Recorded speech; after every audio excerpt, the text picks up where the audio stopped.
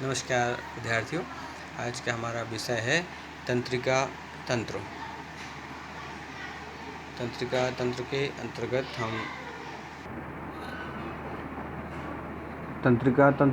अंतर्गत हम जानेंगे कि तंत्रिका तंत्र क्या है, तंत्रिका तंत्र के कार्य क्या है, कितने विभाग हैं। उसके अंतर्गत केंद्रीय तंत्रिका तंत्र है, मस्तिष्क है, परिधीय तंत्रिका तंत्र, इसको हम पेरिफेरल नर्वस सिस्टम कहते हैं, और स्वचालित तंत्रिका तंत्र, ऑटोनॉमिक नर्वस सिस्टम, इनके बारे में हम संक्षेप में जानेंगे। आइए हम जानते हैं।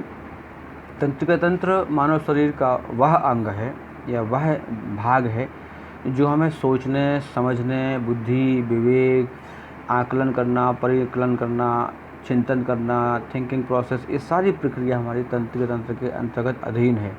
किसी चीज़ को याद रखने के साथ साथ शरीर के विभिन्न अंगों के कार्यों में सामंजस्य बनाना, संतुलन स्थापित करना, ये सारा का सारा काम हमारे तंत्रिका तंत्र के ऊपर निर्भर करता है।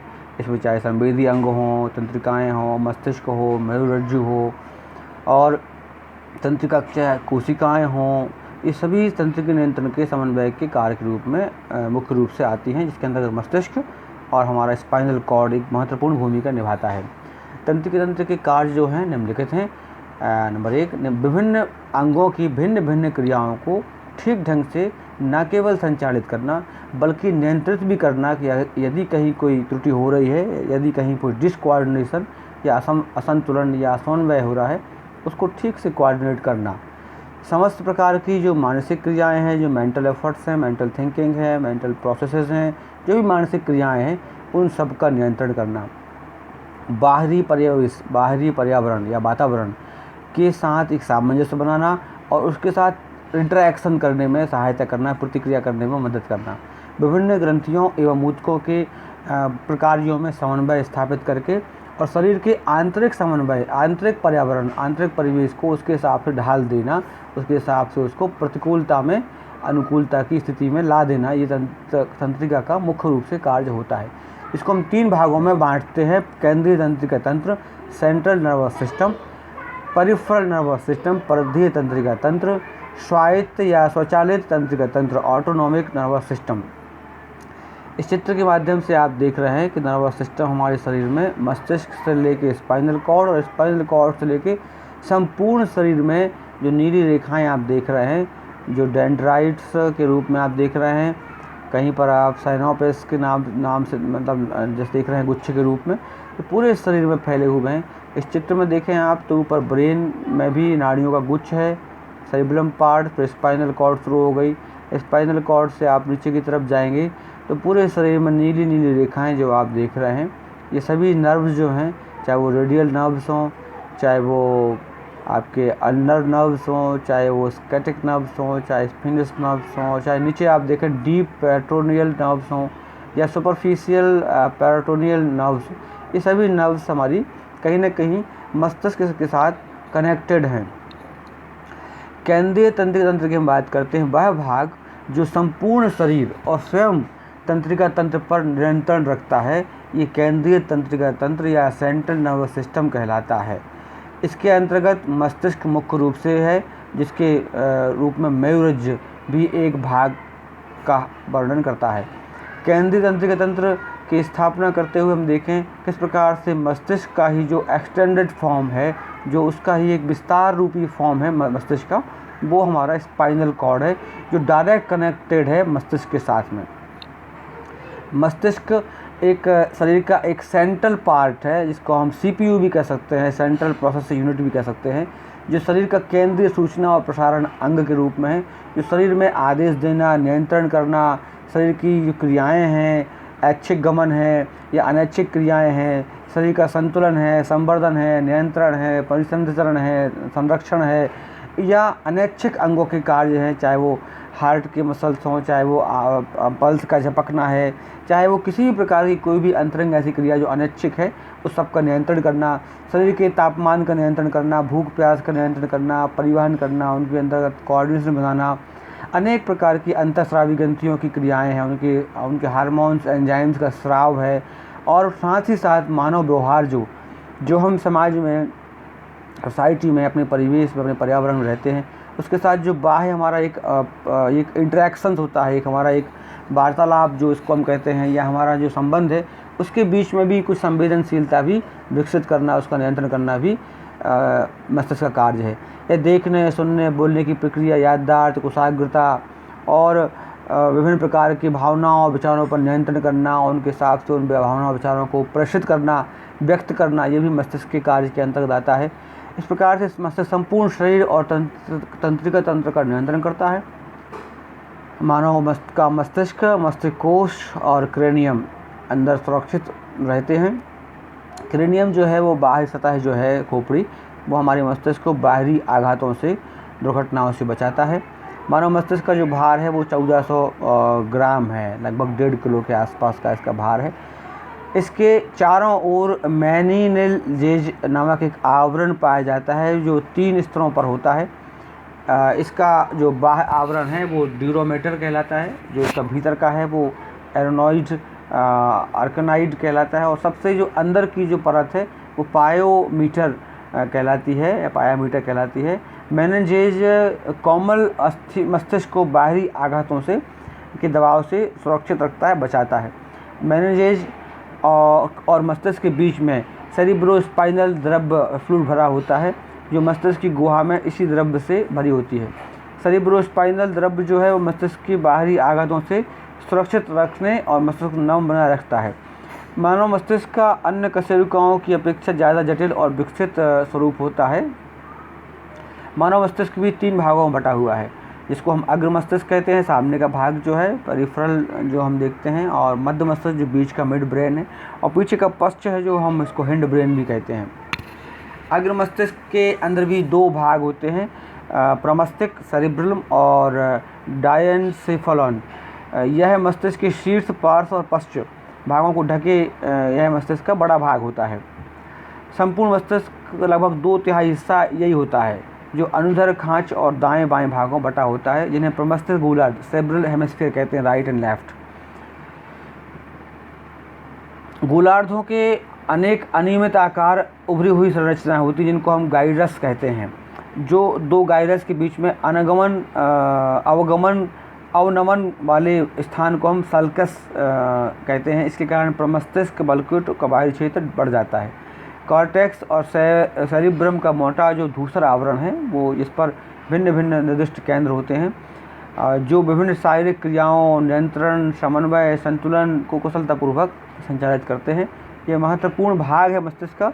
इसे बुद्धि या चतुराई का केंद्र भी कहते हैं, जिसके अंतर्गत सोचने समझने की क्षमता, स्मरण शक्ति, प्रेरणा, घृणा, प्रेम, हर्ष, कष्ट जैसे बहुत सारे अनुभव, भावनाएं, इसका नियंत्रण जो है, समन्वय जो है, सेरिब्रम द्वारा होता है। यह अन्य भागों के कार्यों का भी नियंत्रण करता है। जैसे व्यक्ति के सेरिब्रम औसत में छोटा होता है, परंतु यह गाइरस और सर्कस से कम विकसित होता है। वह मस्तिष्क का मंदबुद्धि भाग भी कहलाता है। इसके बाद हम बात करें डाइएनसेफलॉन की, जो अग्र मस्तिष्क का एक भाग है, जो प्रमस्तिष्क गोलार्ध से ढका होता है, और यह अधिक या कम ताप का आभास करता है, दर्द और रोने जैसी क्रियाओं पर यह नियंत्रण करता है। फिर मध्य मस्तिष्क है, मिड ब्रेन की बात करते हैं। मिड ब्रेन में मध्य मस्तिष्क के मध्य भाग में स्थित है। यह मध्य मस्तिष्क का स्टेम या ऊपरी भाग कहलाता है। इसमें अनेक तंत्रिकाएं, कोशिकाएं के समूह इकट्ठे होते हैं, और यह 2 भागों में बटे होते हैं। मध्य मस्तिष्क में संतुलन व आँख की पेशियों को नियंत्रित करने का एक केंद्र माना जाता है। इसके 2 भाग कौन कौन से हैं? जो कार्पोराइकोजेमिन और सेरिब्रल पेंडिकल हैं। इसमें जो कार्पोराइको बॉडी जमीन है, वो मध्य मस्तिष्क के ऊपरी भाग 4 लोबनुमा उभारों का बना होता है। ये दृष्टि और श्रवण, देखने और सुनने के जो केंद्र हैं उसका कंट्रोल करता है। और जो सेरिब्रल पेंडिकल है, ये तंतुओं का ऐसा बंडल होता है जो अन्य भागों से मस्तिष्क को मेरुदृष्टि से जोड़ देता है। और तीसरा भाग है पश्चिम मस्तिष्क। पश्चिम मस्तिष्क जो है वह मस्तिष्क का पिछला भाग या पृष्ठ भाग है। यह अनुमस्तिष्क या सेरिब्रम या एवं मस्तिष्क का स्टेम भाग से बना होता है। इसके भी 2 पार्ट हैं, अनुमस्तिष्क और मस्तिष्क स्टेम। अनुमस्तिष्क जो है वह मेटेनसेफ्लॉन भी कहते हैं इसको हम। यह इसका जो मुद्रा है, पोस्चर जो है, समन्वय, संतुलन, ऐच्छिक क्रियाओं में गतियाँ, उनका नियंत्रण, मुख्य रूप से शरीर का संतुलन और ऐच्छिक क्रियाओं पर नियंत्रण रखना होता है। और जो मस्तिष्क स्टेम है, इसके अंतर्गत जो है पांच पैरेलॉई एवं मेडुला ऑब्लांटा होते हैं, जिसके अंतर्गत देखें हम तो पॉन्स बोरोलाई जो तंतुओं को निर्मित करता है और अग्रभाग में स्थित होता है। श्वसन संबंधी जो क्रियाएं हैं उसको ये हमारा भाग कंट्रोल करता है। इसके बाद मेडुला ऑब्लिगेंटा है, यह बेलनाकार रचना होती है जो स्पाइनल कॉर्ड के रूप में पाई जाती है। स्पाइनल कॉर्ड मस्तिष्क से के पिछले सिरे से शुरू होकर और रीढ़ के हड्डियों में न्यूरो कैनाल के माध्यम से नीचे तक फैली हुई डिस्क हैं या भाग है। इसी से हमारी अनैच्छिक क्रियाओं का जो नियंत्रण है होता है। मेडुला द्वारा आवेगों का संचालन करना, नियंत्रण करना, ये भाग होता है। समस्त शरीर में जो क्रियाएं होती हैं वो मेरुरज्जु के माध्यम से ही आदान प्रदान की जाती हैं। जो हृदय स्पंदन और हृदय की धड़कन, रक्तचाप, श्वास गति आदि का नियंत्रण इसी के द्वारा होता है। खांसना, छींकना, उल्टी करना, पाचकों का स्राव इत्यादि सी क्रियाएं होती हैं।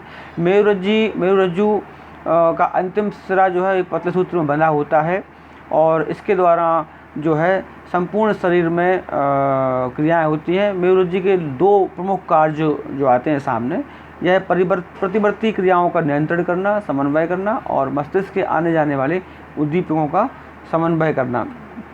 इसके साथ ही साथ देखें हम तो हमारे जो कपालिकाएँ, तंत्रिकाएँ या मेरुरज्जु हैं, ये मनुष्य में 12 जोड़ी होती हैं और एवं जो मेरुरज्जु तंत्रिकाएँ हैं वो 31 जोड़ी बतलाई जाती हैं। इसके बाद हम बात करते हैं ऑटोनॉमिक नर्वस सिस्टम की, जो स्वचालित संस्थान भी कहलाता है। स्वचालित संस्थान के दो भाग होते हैं, एक होता है सिंपैथेटिक नर्वस सिस्टम और एक होता है पैरासिम्पैथेटिक नर्वस सिस्टम, जिसको हम अनुकंपीय तंत्र और परानुकंपी तंत्र कहते हैं।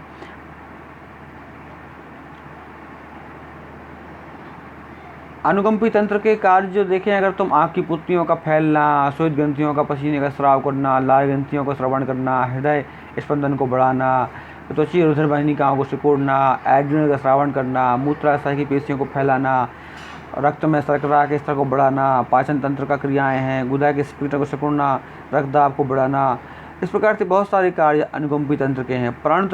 कंपी तंत्र की बात करते हैं हम तो इसके अंतर्गत हम आँखों की पुतलियों को सिकुड़ना, श्वेत ग्रंथियों में पसीने का स्राव घटाना, हृदय स्पंदन को घटाना, लाल ग्रंथियों के स्राव को बढ़ाना, सभी रुधिर ग्रंथियों को वाहिनियों को फैलाना, एड्रिनल श्रवण को कम करना, मूत्राशय की पेशियों को सिकोड़ना, आहार नाल के क्रमंजन को बढ़ाना, पाचन ग्रंथियों के श्रवण को बढ़ाना, गुदा के स्फिंक्टर को फैलाना, श्वसन दर को कम करना, रक्तदाब को कम करना, रुधिर में आरबीसी की संख्या में कमी लाना। इस प्रकार से अनुकंपी से अपोजिट इसके बहुत से कार्य होते हैं।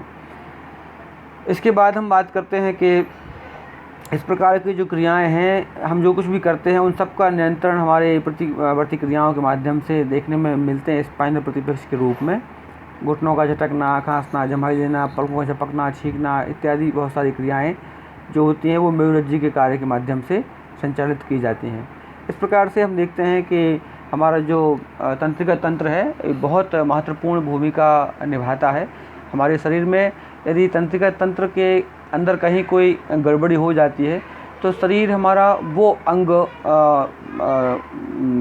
पैरालिसिस हो जाता है या डिस्टर्ब हो जाता है। जैसे हमारे शरीर में कभी पैरालिटिक अटैक आया या कोई चोट लगी सिर में या कोई ऐसी दुर्घटना हुई जिससे ब्रेन या स्पाइनल में कोई प्रॉब्लम हुई, तो पता पड़ा कि आपका एक हाथ रह गया या पलक झपकना बंद हो गया या एक साइड कहीं लकवा मार गया, ऐसे बहुत सारे इसके रोग हो जाते हैं या डिसऑर्डर हो जाते हैं। इसके लिए हमें शरीर में समय समय पर कुछ मूवमेंट की एक्सरसाइज वगैरह करना चाहिए, प्राणायाम करना चाहिए, भ्रामरी प्राणायाम इत्यादि हैं, रिलैक्सेशन है, योग निद्रा है, ओमकार जप है, प्राणायाम की उच्च साधना है, जिससे हमारा तंत्रिका तंत्र सदैव स्वस्थ रहे और शरीर की समस्त क्रियाओं का संचालन ठीक ढंग से हो सके। आप सभी का बहुत बहुत